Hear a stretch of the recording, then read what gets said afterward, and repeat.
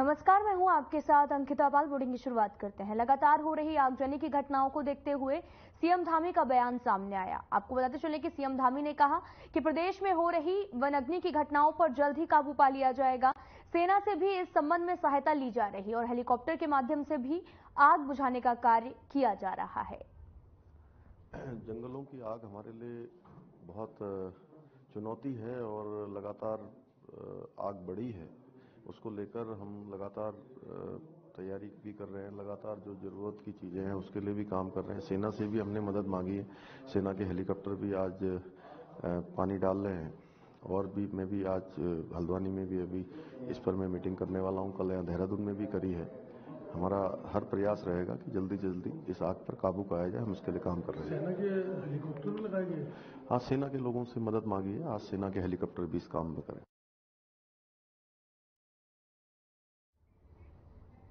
उत्तराखंड के सीएम पुष्कर सिंह धामी ने 10 मई से शुरू हो रही चारधाम यात्रा और उसके प्रबंधन को लेकर अधिकारियों के साथ में उच्च स्तरीय बैठक की और मुख्य सचिव, डीजीपी सहित अन्य अधिकारियों को निरीक्षण करने का भी आदेश दिया है।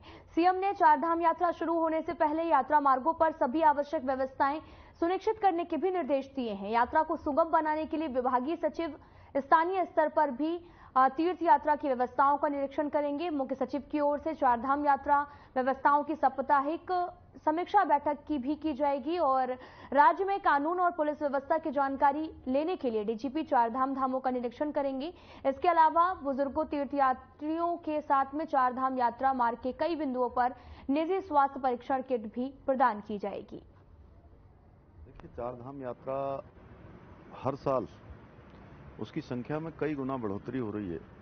पिछले साल 56 लाख लोग थे, उससे पहले साल 46 लाख लोगों ने दर्शन किए थे और इस बार कुछ ही दिनों में 15 लाख से ज्यादा अभी तक श्रद्धालुओं के रजिस्ट्रेशन हो चुके हैं। तो इसलिए चारधाम यात्रा हम लोगों के लिए बहुत महत्वपूर्ण है, राज्य के लिए भी और पूरे देश के श्रद्धालुओं के लिए, दर्शन करने वालों के लिए, तीर्थयात्रियों के लिए वो यात्रा अच्छी हो, उसमें सुचारू रूप से सारी व्यवस्थाएं चलें। परिवहन की व्यवस्था है, पार्किंग की व्यवस्था है, आने जाने की व्यवस्था है, कानून व्यवस्था है, आवास है, सभी प्रकार का जो यातायात है वो भी ठीक प्रकार से चले।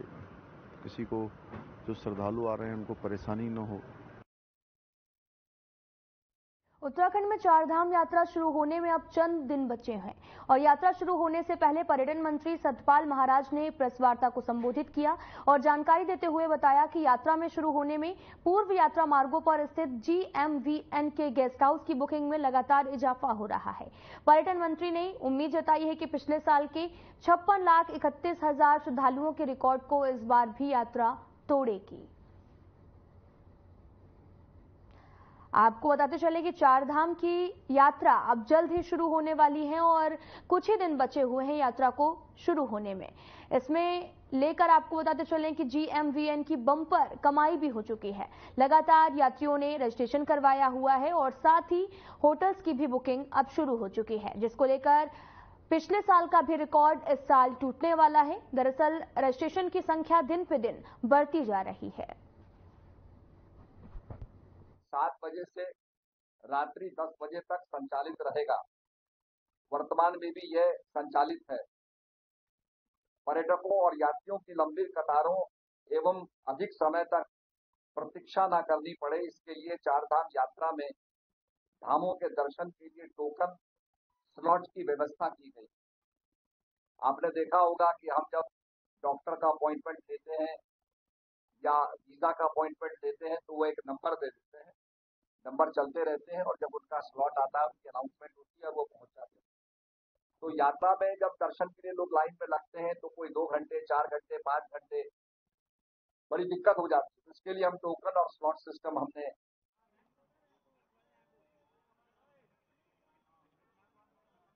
उत्तराखंड प्रदेश में लोकसभा चुनाव संपन्न होने के बाद में अब उपचुनाव की तैयारियां भी शुरू हो चुकी हैं। मंगलौर विधानसभा सीट पर होने वाले उपचुनाव के लिए सभी दल चुनावी समीकरण जोड़ने में भी जुट गए हैं। हरियाणा सरकार में पूर्व कैबिनेट मंत्री रहे करतार सिंह भड़ाना ने भी मंगलौर से अपने बीजेपी कार्यालय का उद्घाटन कर जनसभा का संबोधन भी किया है। और आपको बताते चलें कि जनसभा को संबोधित करते हुए करतार सिंह बढ़ाना ने कहा कि मंगलौर के कुछ नेता मुझे मंगलौर की सेवा करने नहीं दे रहे, लेकिन मैं वादा करता हूं कि उपचुनाव में अगर बीजेपी हाईकमान उनको मौका देती है, जी हां, तो वहां पर मंगलौर में विकास की गंगा बहा देंगे। मंगलौर में मेरा पुराना नाता है, उपचुनाव में मिले या ना मिले, लेकिन मंगलौर की जनता की सेवा करते रहेंगे।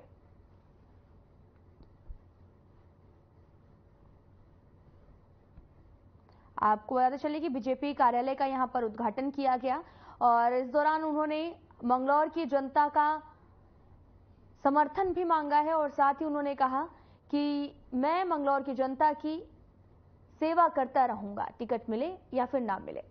आपको बताते चलें कि बीजेपी कार्यालय का उद्घाटन हो चुका है और साथ ही आपको बताते चलें कि 5वें चरण में चुनाव भी संपन्न हो चुके हैं और 4 जून का अब इंतजार है, जिसको लेकर लोकसभा के बीच में उपचुनाव की तैयारियां भी अब तेज हो चुकी हैं। दरअसल उपचुनाव होना है, जिसको लेकर बयान भी सामने आ रहा है। जब भी दुनिया से जाए तो फिर नहीं आना पड़ता है, तो हो सकता है मंगलौर का मुझे कर्ज कुछ चुकाना है और वो चुका के ही यहाँ से जाना है, तो इसलिए करने वाला तो अल्लाह है, परमात्मा है, कन्हैया है, मेरी मैया है, उनके बगैर। और फिर सबसे बड़ी बात है कि मोदी जी के हाथ अगर मजबूत करने हैं तो हमें आगे आके सेवा करनी पड़ेगी लोगों की, और उनका जो वादे हैं उन्हें पूरा कराना पड़ेगा, क्योंकि अकेले तो प्रधानमंत्री नहीं कर सकते। जब हम सब इकट्ठे होके उस कार्य को करेंगे तभी उनका वादा पूरा होगा। कार्यालय का उद्घाटन था, कहीं ना कहीं बीजेपी के लोगों ने विरोध किया। अब मैं ये नहीं कह सकता होगा उद्घाटन नहीं, ऐसा है ना, उनने तो उद्घाटन रोका, चलो सरकारी संपत्ति थी, कोई बात नहीं, मैं तो गुड़ बंटवा देता वहाँ, फिर कैसे रोक लेते उसमें जाने से मेरे को। पर मैंने सोचा कोई बात नहीं, जो ऐसा कर रहे हैं वो मुझे जमा रहे हैं बजाय उखाड़ने के, वो मेरे शुभचिंतक हैं, मेरे विरोधी नहीं है वो। मैं अब जो है आपको वादा करता हूँ कि मैं एक छोटा मोटा झोपड़ा मंगलौर में ही बनाऊंगा। भाजपा के लोग ही नाराज हैं आपसे। देखो मैं आपको बताऊं, टिकट सबको चाहिए, कुछ को तो टिकट लड़ने के लिए चाहिए, किसी को हरवाने के लिए चाहिए, किसी को जितवाने के लिए चाहिए, तो उनका मैं कैसे कह सकता हूं। लेकिन मैं ये कहता हूं कि मेरा समाज, ये 36 बिरादरी इस बात को समझती है कि भाई अच्छे का साथ देना है, तभी कुछ दुखों से छुटकारा मिलेगा, नहीं तो दुख को भोगना पड़ेगा। असल में इसलिए नहीं है इसमें अभी कि ये मैंने दफ्तर खोलने के लिए किया था, कि अभी वैसे भी आचार संहिता लगी हुई है, तो इसलिए मैंने उनका भी फोटो नहीं लगाया था। मैंने ये भाजपा का एक दफ्तर खोला था, ना कि कोई फंक्शन किया था। अगर फंक्शन होता तो पहले तो मोदी जी का होता, फिर तो सारे ही नेताओं का होता, क्योंकि मेरी आदत है कि फिर छोटे से लेके बड़े तक का फोटो होता। 18 साल पहले भी मैंने ये कह दिया, अगर परमात्मा ही चाहता है, इंसान कुछ नहीं कर सकता। लेकिन मुझे मालूम हो गया आपके प्यार को देख के कि वो चाहता है कि मंगलौर का विकास हो और सब इज्जत की जिंदगी जी सके, जो जिल्लत की जिंदगी जी रहे हैं।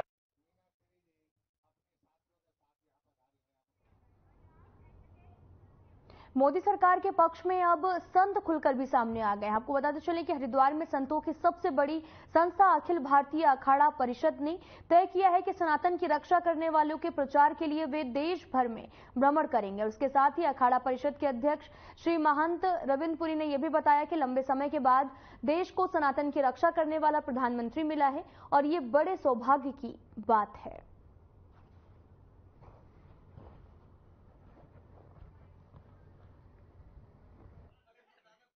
रूप से हमारे जो 13 की 13 अखाड़े हैं, भारत के कश्मीर से लेकर कन्याकुमारी तक सभी जगह स्थान है और सभी जगह से अलग जगह रही है। वर्तमान में इस राष्ट्र को बचाने के लिए एक हमारे लोगों का दुर्भाग्य रहा कि नेपाल हिंदू राष्ट्र पूरे विश्व में एक था। आज भारत को एक जो विश्व को मार्गदर्शन देने वाला है वो हिंदू राष्ट्र की स्थापना होने जा रही है, जो विश्व को शांति स्थापित करेगा और यह बार 400 पार करके यशस्वी प्रधानमंत्री जी पूरे संत समाज का आशीर्वाद लेकर और समस्त भारत में सभी अखाड़े के जितने स्थान हैं सब सनातनी इस हिंदू और इस चुनाव में पूरे प्रचार में उतरेंगे। देखते हैं कि जहां भी हमारी सरकारें हैं, जहां जहां चुनाव है, वहां हम जितने संत महात्मा है वो जाते हैं। ये मैं अभी राजस्थान से आया हूँ, मुझे उज्जैन जाना, गुजरात जाना। देखिए, जो सनातन पे काज करेगा भारत में वहीं राज करेगा। जो हम सनातनी है, मैं तो ये कहना चाहूंगा कि ये हमारा सौभाग्य है। पहली बार हमें ऐसा सनातनी प्रधानमंत्री मिला है जो सनातन पे बात करता, जो धर्म पे बात करता, खुल के बात करता है।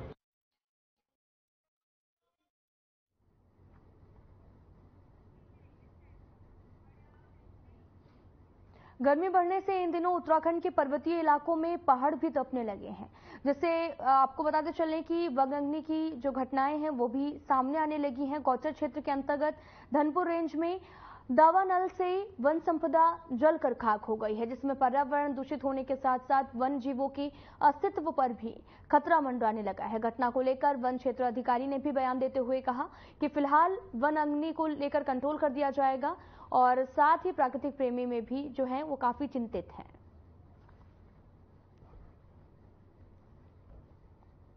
आपको बताते चलें कि लगातार वन अग्नि के मामले सामने आ रहे हैं, जिसको लेकर पर्यावरण प्रेमियों ने भी चिंता जाहिर की है। आप तस्वीरें देख सकते हैं और भीषण गर्मी से पहाड़ों में भी अब गर्मी बढ़ रही है और साथ ही वन अग्नि के मामले आए दिन सामने आ रहे हैं। पर्यावरण प्रेमियों ने भी इस पर अब चिंता जाहिर की है।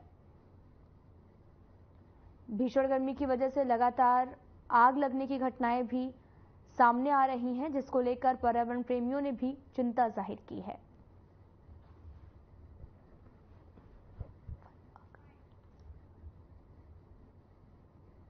धनपुर वन क्षेत्र रेंज केदारनाथ वन्यजीव प्रभाग के अंतर्गत कमेड़ा बीट में कल हमें एक वनाग्नि की घटना की सूचना प्राप्त हुई। सूचना प्राप्त होते ही गौचर अनुभाग की क्रूज स्टेशन की टीम मौके के लिए तुरंत रवाना हुई और कड़ी मेहनत और मशक्कत के बाद देर रात को आग पर नियंत्रण पा लिया गया। बड़े दुखद घटना है कि उत्तराखंड के जंगल जो है जो ग्रीष्मकालीन में जल रहे हैं। विशेषकर रूप से हमारे कर्णप्रयाग क्षेत्र के ग्रामीण अंचलों के जंगल धू-धू करके जल रहे हैं, जिससे हमारा जो है वन्यजीव प्राणी जो है नष्ट हो रहा है। यहाँ के जो पेड़ पौधे हैं वो निश्चित रूप से नष्ट हो रहे हैं और मानव जीवन धीरे धीरे मानव और पशुओं का जीवन संकट से गुजर रहा है। जहाँ एक और वन विभाग और सरकार का और जनता का समन्वय स्थापित न होने के कारण लगातार जंगल धू-धू करके जल रहे हैं। यह आने वाले समय में जो है जलवायु परिवर्तन का बहुत बड़ा खतरा बनेगा।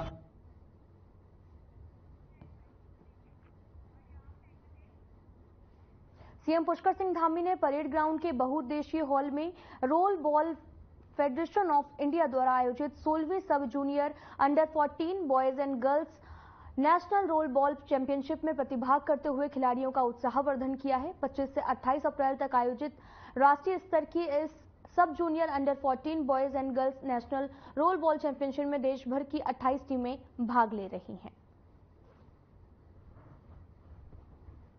आपको बताते चले कि 28 टीमों ने इस प्रतियोगिता में हिस्सा लिया है। इसी दौरान सीएम धामी ने उनका उत्साहवर्धन करते हुए नजर आए और साथ ही रोल बॉल चैंपियनशिप का आयोजन किया जा रहा है, जिसको लेकर सीएम धामी ने भी यहां पर शिरकत की और खिलाड़ियों से भी मिले हैं। उनका उत्साह को और ज्यादा बढ़ाने का काम किया है और साथ ही 28 टीमों ने यहां पर हिस्सा भी लिया है। रोल बॉल चैंपियनशिप का आयोजन किया गया है, जहां पर सीएम पुष्कर सिंह धामी ने हालचाल जाना और बच्चों के उत्साह को बढ़ाते हुए नजर आए हैं।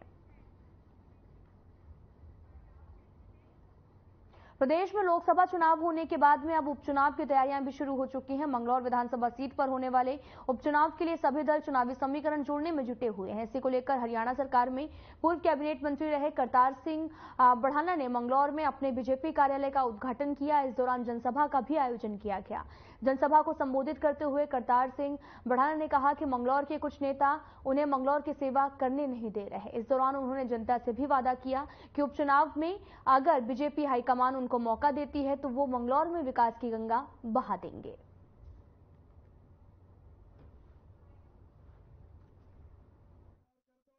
शब्द नहीं है, अगर जिंदा जब तक रहूंगा उनके लिए प्रार्थना भी और दुआ भी करता मांगता रहूंगा परमात्मा से कि मालिक मेरे जो मेरे बुलाए पे यहाँ आए थे, भगवान उनको कहते हैं शब्द नहीं है, अगर जिंदा जब तक रहूंगा उनके लिए प्रार्थना भी और दुआ भी करता मांगता रहूंगा परमात्मा से कि मालिक मेरे जो मेरे बुलाए पे यहाँ आए थे, भगवान उनको कहते हैं। खबर ऋषिकेश से है, जहां पर रॉबर्ट वाड्रा पहुंचे और रॉबर्ट वाड्रा ने त्रिवेणी घाट पर पूजा अर्चना करने के बाद वहां पर प्रतिदिन होने वाली आरती में भी भाग लिया और त्रिवेणी घाट पर भंडारे का भी आयोजन किया गया, जिसमें उनके साथ में उनके पारिवारिक सहयोगी, कांग्रेस पार्टी के कार्यकर्ता और नेतागण भी उपस्थित रहे, जिसमें मुख्य उत्तराखंड कांग्रेस के चीफ मीडिया कोऑर्डिनेटर राजीव महर्षि और AICC सदस्य यजेंद्र और साथ ही आपको बताते चले कि सोशल मीडिया विकास नेगी और अन्य साथी भी यहां पर मौके पर मौजूद रहे हैं।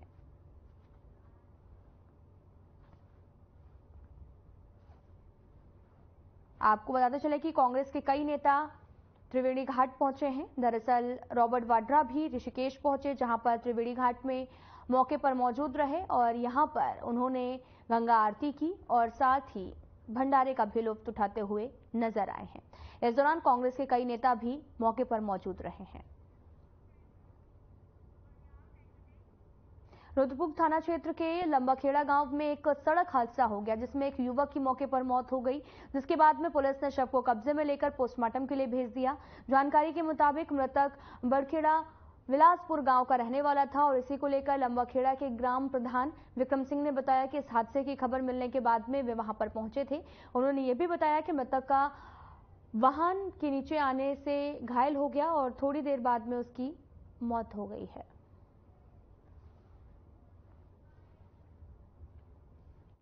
घर से आ रहा था लंबाखेड़ा साइड, तो मेरे पास फोन आया किसी का कि भाई यहाँ एक्सीडेंट हो गया। तो मैं मौके पर पहुंचा तो पता लगा कि ये कोई सरदार जी हैं जो बाइक से जा रहे थे। ये शायद इधर बीरखेड़ी के बताए जा रहे हैं। तो ये बाइक से जा रहे थे, अभी ये छोटा दी सामने खड़ा हुआ देखा आपने, तो इसमें ही इनकी टक्कर हो गई है और सर में काफ़ी गहरी चोट आई है। तो मौत हो गई है। देखिए वो पुष्टि तो डॉक्टर ही लोग करेंगे, लेकिन देखने से तो लग रहा है कि बड़ा मुश्किल है बचना। ट्रैफिक बहुत है आपके गाँव की तरफ, क्या वजह? देखिए ट्रैफिक क्या, ये मोड़ थोड़ा पतला है और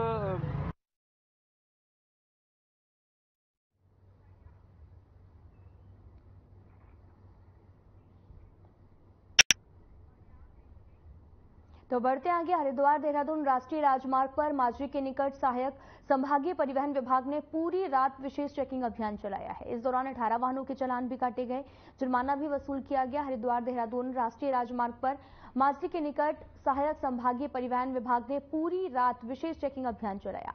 इस दौरान विभाग की टीम ने दुर्घटनाओं का कारण बनने वाले 8 भारी वाहनों को पकड़कर सीज कर दिया है, जबकि ट्रैफिक नियमों के उल्लंघन करने पर विभागीय टीम ने 18 वाहनों के चालान का जुर्माना भी वसूल किया है।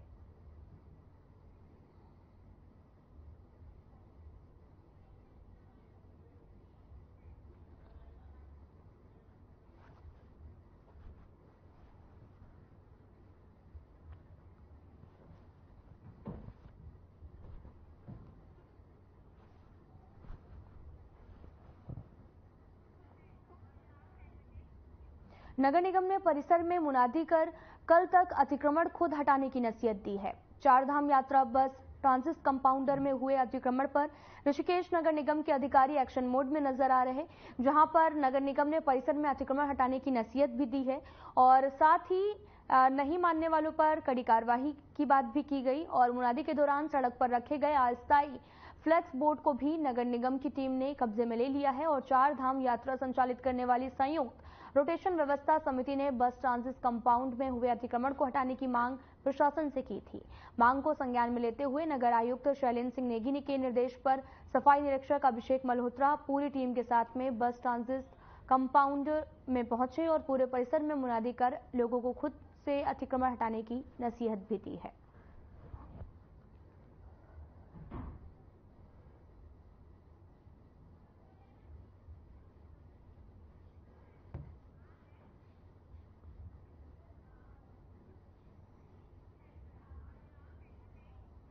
उत्तराखंड के जंगलों में आग लगने का सिलसिला लगातार जारी है। इस दौरान नैनीताल से सटे पॉइंट्स के आपके बताते चले कि जंगल में भीषण आग लग गई, जिसमें जंगल जलकर खाक हो गए हैं। नैनीताल के लड़ियाकाटा का भी जंगल भी आग की भेंट चढ़ा हुआ है। जंगल में आग लगते देख स्थानीय लोगों के साथ में दमकल विभाग और डल जंगल में लगी आग को काबू पाने में जुटे हुए हैं। और वहीं इस दौरान नैनीताल में वन अग्नि से हुए नुकसान पर सीएम पुष्कर सिंह धामी ने हवाई सर्वेक्षण भी किया है। और साथ ही सीएम धामी ने कहा कि जंगलों में आग लगने वाले अराजक तत्वों के विरुद्ध सख्त कार्रवाई की जाएगी। इसके साथ ही उन्होंने ये भी कहा कि वन अग्नि पर नियंत्रण पाने के लिए सरकार निरंतर कार्य कर रही है।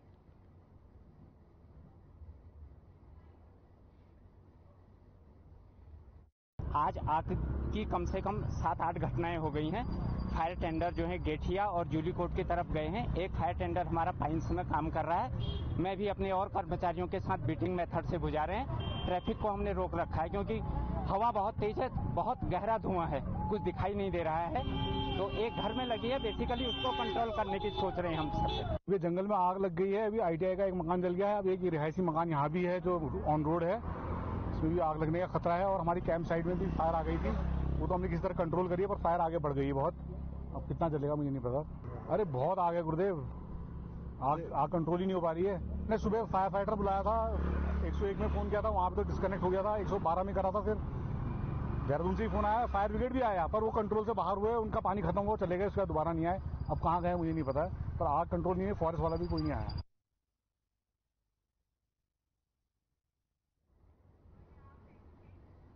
गर्मियां शुरू होने के साथ में जंगलों में आग की घटनाओं में भी तेजी आने लगी है। अल्मोड़ा जिले में सैकड़ों हेक्टेयर जंगल जो हैं वो आग की भेंट में चढ़ गए हैं, जबकि आग से उठते धुएं की वजह से अल्मोड़ा की पहाड़ियां धुंध में ढक गई हैं। जंगलों में आग बुझाने के लिए वन विभाग नाकाम साबित हो रहा, जिसके कारण आबादी की ओर से बढ़ती जंगल की आग को रोकने के लिए फायर सर्विसेज मोर्चा संभाल रही हैं। अग्निशमन अधिकारी का भी कहना है कि अप्रैल के महीने में जंगलों में आग की कई घटनाएं सामने आई। इसमें फायर के जवानों ने अप्रैल महीने में अब तक 25 से ज्यादा बार जंगलों की आग को बुझाया है।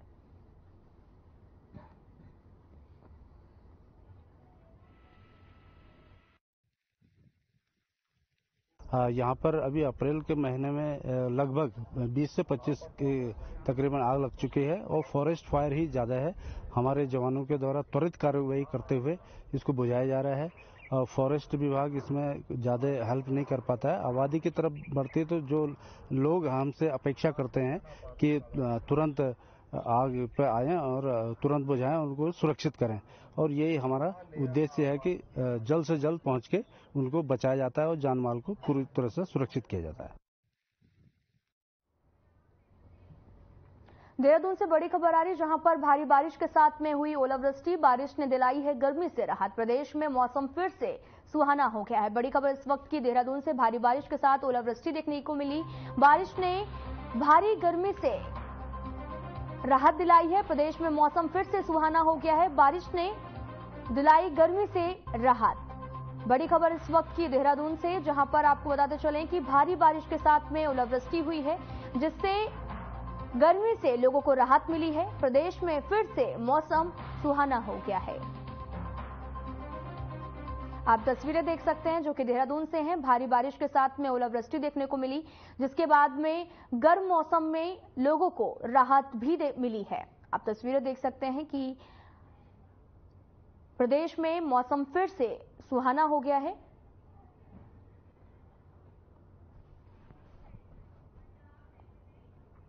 खबर देहरादून से है, जहां पर 10 मई से शुरू होने वाली चारधाम यात्रा को लेकर धामी सरकार एक्शन मोड में है, जिसके चलते देहरादून के सचिवालय में सीएम पुष्कर सिंह धामी की अध्यक्षता में चारधाम यात्रा की बैठक हुई है। और बैठक में सीएम पुष्कर सिंह धामी ने कहा कि चारधाम यात्रा की तैयारियों के लिए सभी प्रमुख अतिथिगण और अधिकारीगण जो है वो शामिल रहे।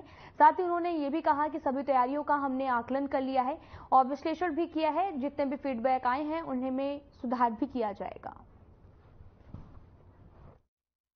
आज चारधाम यात्रा के लिए जो भी जरूरी इंतजाम है, जरूरी व्यवस्थाएं हैं, उनको लेकर सभी विभागों के प्रमुख अधिकारीगण भी थे, जिलों के अधिकारी भी थे, और माननीय मंत्री प्रेमचंद अग्रवाल जी और आदरणीय सतपाल महाराज जी और हमारे बद्रीनाथ केदारनाथ मंदिर समिति के अध्यक्ष भी थे, और सभी व्यवस्थाओं पर सूक्ष्म तरीके से उसका हम लोगों ने आकलन किया है, उसका विश्लेषण किया है और जो भी तैयारियां जरूरी हैं वो सब तैयारियां की हैं। जो फीडबैक आए हैं उसमें जो जहां पर सुधार की आवश्यकता है, सड़क ठीक होनी है, उस पर भी बात करी है। परिवहन की व्यवस्था अच्छी होनी है, पार्किंग, होटल, ढाबे, रेस्टोरेंट, आवास से संबंधित सभी व्यवस्थाओं पर, पुलिस की यातायात व्यवस्था, उसमें क्या योगदान होगा। फिलहाल इस वीडियो में इतना ही। नमस्कार।